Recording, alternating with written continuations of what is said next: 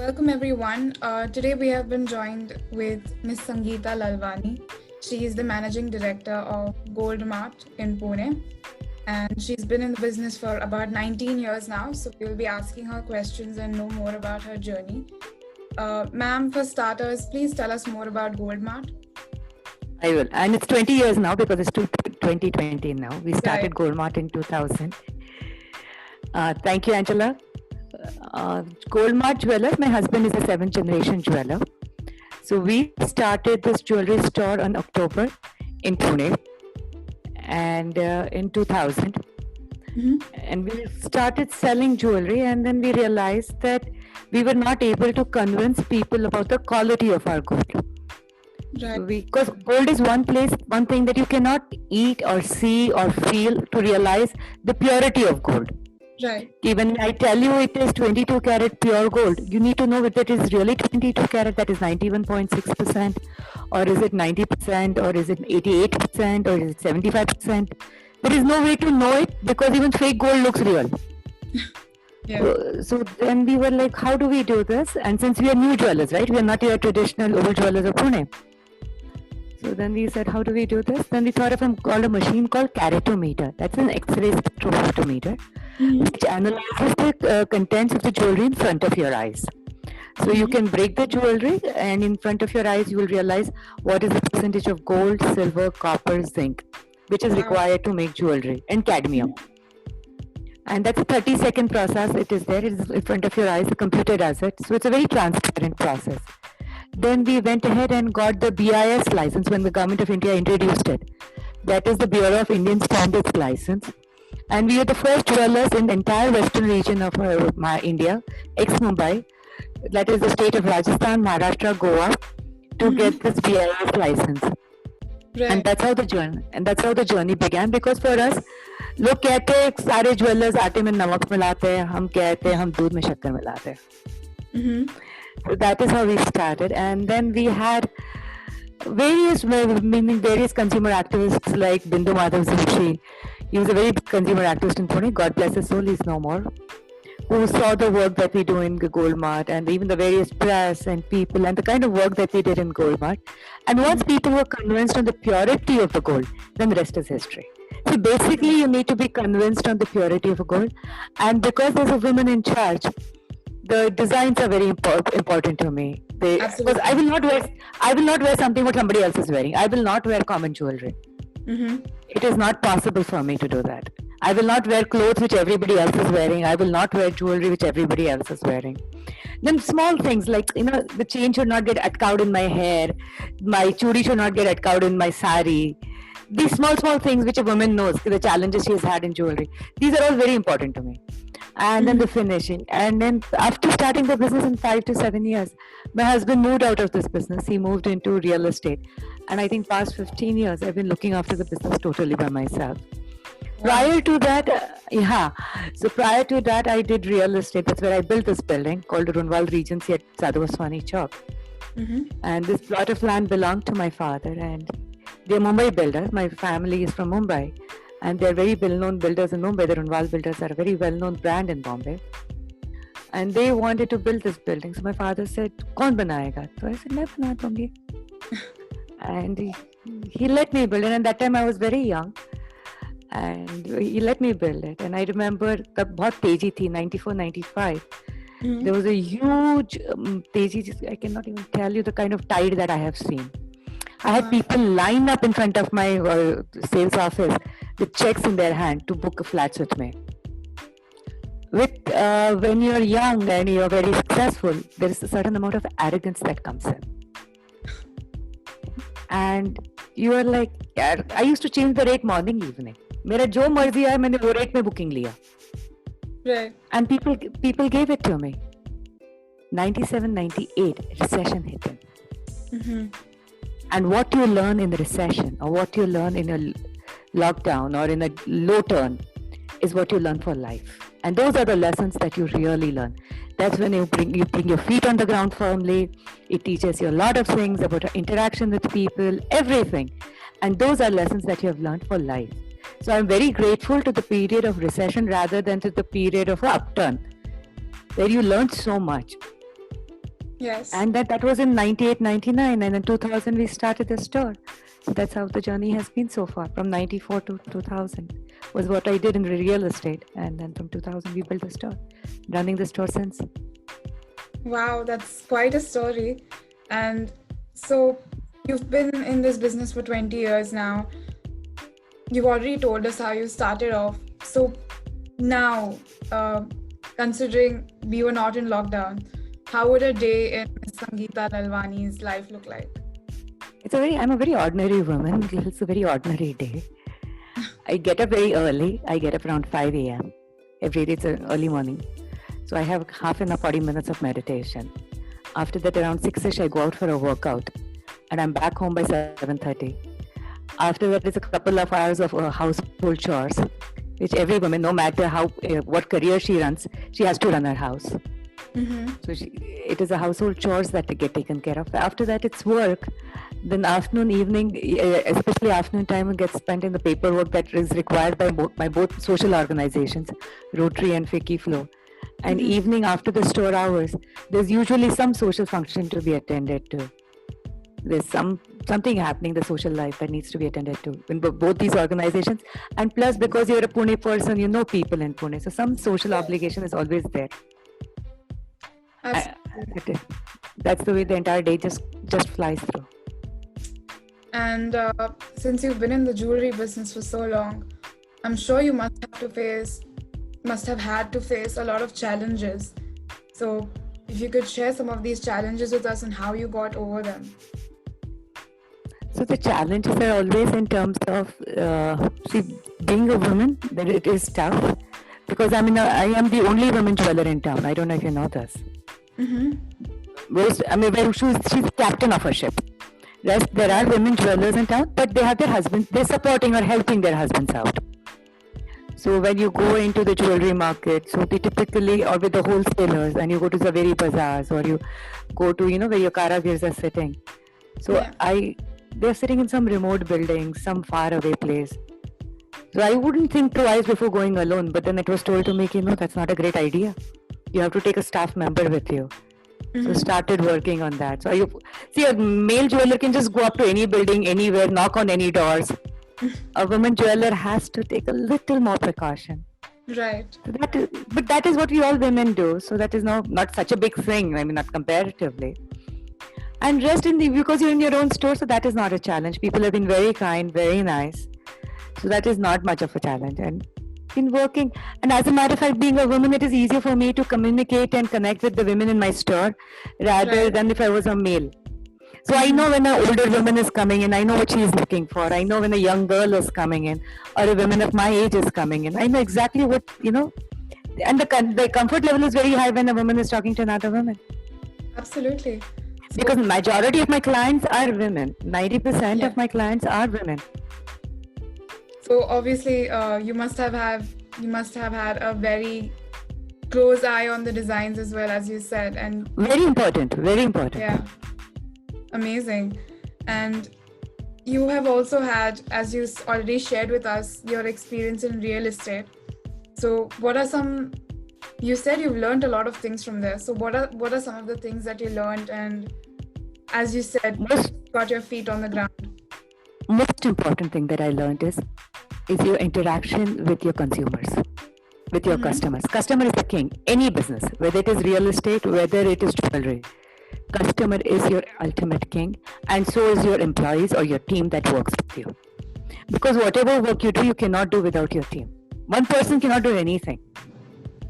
And it is how you treat people. That is the most important in good times and in bad times. People always remember the way you have been treated. Nobody remembers your words, but people will never ever forget how you treated them.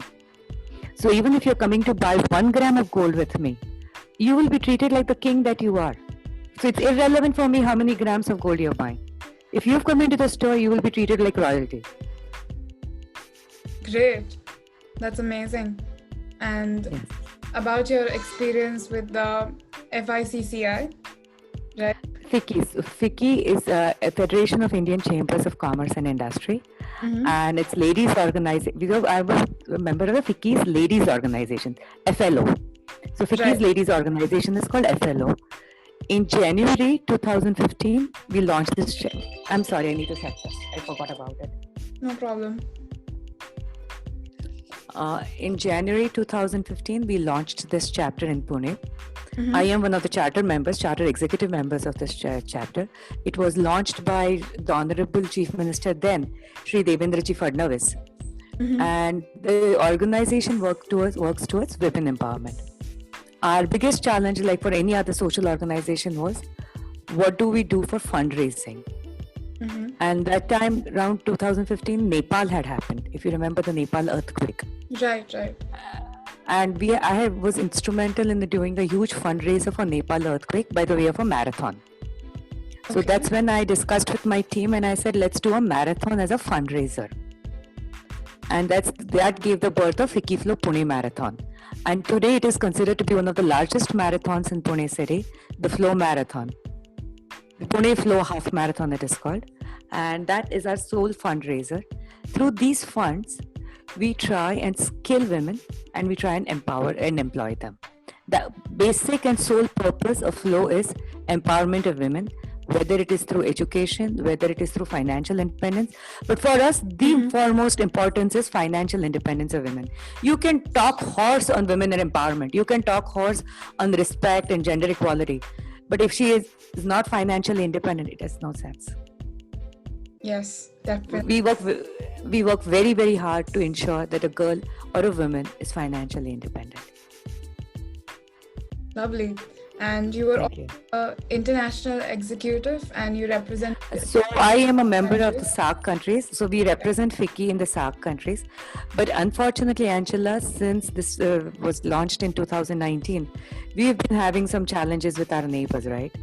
Yes. China, Pakistan. So we are not been able to really take this program off as of now. Hopefully, once these challenges settle and the NEA gives us the go-ahead to work on this, we would definitely be working with our sisters in our neighboring countries. Lovely. Again, with the same focus on women empowerment. And so you're also part of the Rotary Club and you have a major... You hold an important position there. So what are some of the major projects you've covered under your position? So I'll tell you what happened is in 2014 I joined Rotary Club of Pune Airport. And I became its president in 2017-18. And today in 2020 and 2020-21 I am the assistant governor. So Rotary works in different formats. Rotary has a district. And under the district, there are various clubs. So we have a district called RID 3131, Rotary International District of 3131, comprising of revenue districts of Pune and Raigad. Okay. And one of my club, Rotary Club of Pune Airport, is one of the clubs of the district. And I became its president in 2017 and 18. So while I was its president, we worked on the toilets. So I'd gone for a marathon in a small place called Ganegaon in Shikrapur. And I wanted to go to the loo. It was like I'd gone there at 4 in the morning. It was 10 in the morning. I said, I need to go to the loo. So where is the girls' loo? So they said, we don't have a girls' loo. I was like, what? I said, what about the girls in your school? Where do they go for a loo? There is no loo, ma'am. They took me to somebody's house and they took me for a loo there. I was like, I said, where do the girls go? They go home. I said, do they come back once they've gone home? Sometimes they do, sometimes they don't. I was like, this doesn't make sense. We need to build toilets. So fortunately for me, Indian Oil Corporation became a sponsor. They came in with a huge sum of CSR money and we built around 60 toilets in Zilla Parishad schools. Then cervical cancer, so that was a good thing that we did. Then cervical cancer vaccination is another very important, because cervical cancer is a leading cause of cancer in women. It is the second most leading cause of cancer in women and the only cancer that can be treated by vaccine. So we then try to vaccinate. We collected a lot of funds for this particular vaccination. So Rotary launched this program under its district governor for cervical cancer vaccination. And we worked very hard to get Nishan. For me, even the government of Maharashtra, the collector then, and the Zilla Parishad CEO, and the tribal commissioners, and my members, they all contributed generously for this. Rotary and Fiki Flow together. This was a project done by Fiki Flow and Rotary together, where we vaccinated thousands of girls for cervical cancer vaccination. Then we did a lot. We did the marathon, of course, and we did something called Pune Heart, where we had tribals and artisans from across the country displaying their showcasing their work. Again, it was a collaboration of Fiki Flow and Rotary. So through Rotary also we do a lot of work. Now my position as an assistant governor, it is more of an administrative role where I have to foresee the work of 4 clubs which are under me, the 4 presidents that who work with me. Right. I have to ensure that they follow the district goals and try and help, and the country goals and the international goals. What are the Rotary goals? And we have various verticals, and we have to ensure that our president is able to fulfill all these goals. Right. And then again, I am a part of the Rotary International, the national body for CSR. We'll be trying and getting funding for Rotary. Then through Rotary, we did a very important initiative called the Rotary CSR Awards with Economic Times and Times of India. And it was applauded across the industry because that's where we recognized our CSR partners for the work and the social initiatives that they carried out. Right. And Economic Times and Times of India being our media partner, they gave us immense branding and coverage for the same. Lovely. And thank you. That's some great work you're doing, ma'am. Thank you. It's really amazing. And moving on to the last few questions and coming to your personal life, you are quite an enthusiast, and you are an adventure seeker, and you love scuba diving and trekking. So please share some of your experiences, what you love doing. So Angela, I'm going to be very honest and truthful here. Scuba diving was not my idea. I have only one son. I have only one child. And he wanted to learn scuba diving. And he was a young kid. He was around 15 years of age. And he said, I want to learn scuba diving. So I said, now how do I send him alone in the ocean and in the sea? So I told my husband, aap uske saath chale jao. Let him not do the training alone. You also go with him. Yeah. So he said, okay. And then both these boys were going. And I realized, what will I do sitting alone? And they would be gone like for the entire day. What will I do sitting alone in a holiday? I mean, both the boys are gone. What will I do sitting alone? So I said, might as well as I learn how to do it. And I love swimming. See, basically, I'm a swimmer. So for me, swimming is a passion. So then I said, okay. So that's how I got into scuba diving. And initially, it is very difficult, okay? When they teach you all those exercises and all, it's like not nice. It's not a nice process. Because these are life-saving skills that they teach you. Right. Because under 30 feet, under 60 feet of water, you want to know your skills well. So they make you go through a lot of drills. And like any drills or any exercises, it is not easy. But anyway, we got through it and we had fantastic instructors. And then I realized I love scuba diving. I absolutely love the wild. And I've had the fortune of seeing a shark swimming on the top of me in the wild. Wow. Then I've seen these huge giant turtles, manta rays, and the most amazing colors in the fishes that you have never ever seen in the human life. I mean, we have never seen these colors. Have you ever seen purple trees and pink trees and things like that? It's crazy the color of corals are. Yeah. It is very beautiful world down there. So I'm very glad that I did scuba diving and I could see this fantastic world that is still there. And like wildlife, which runs away as soon as it sees a human being, the aquatic life still now doesn't run away when they see a human being. And what else? You also love trekking. And about trekking. So trekking is a very beautiful spot. I have been to Machaputre base camp, Annapurna base camp, and done a bit of the circuit of the Annapurna, and of course trekked around. See, I live in Pune, right? So we are very fortunate to have hills around us. And just now, this weather is so conducive for trekking. You go walking in those hills and those mountains and you forget everything. And when you walk in Nepal is a very safe place to go trekking. I recommend it for anybody and everybody. You can walk as much as you want. Every 2 hours, there is a small tea houses where you can rest, you can eat, and then you can go ahead. And it is a trekker's paradise. Nepal is a trekker's paradise. So they have the Everest, they have the Annapurna, they have Dhaulagiri, they have everything.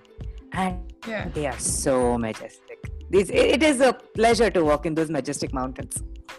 Mm-hmm. Definitely, I can imagine, and with the excitement that you're talking about them, I can really imagine how beautiful it is. Yeah, oh, absolutely. Can you imagine you're like on 12,000, 14,000 feet and you're seeing these huge giant mountains, snow-capped and complete stillness. There is just no noise. Because at 12 and 14,000, nothing grows. It is crazy. It is crazy to be seen, to be believed, to experience, to be believed.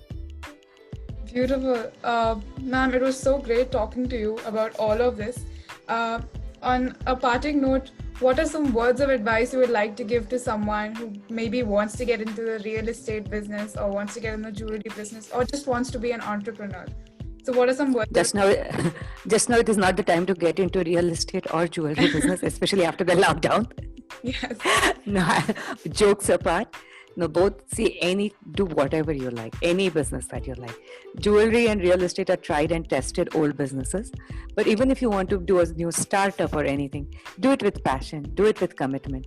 Anything done with zeal, with passion and commitment will get you the success that you deserve. Lovely.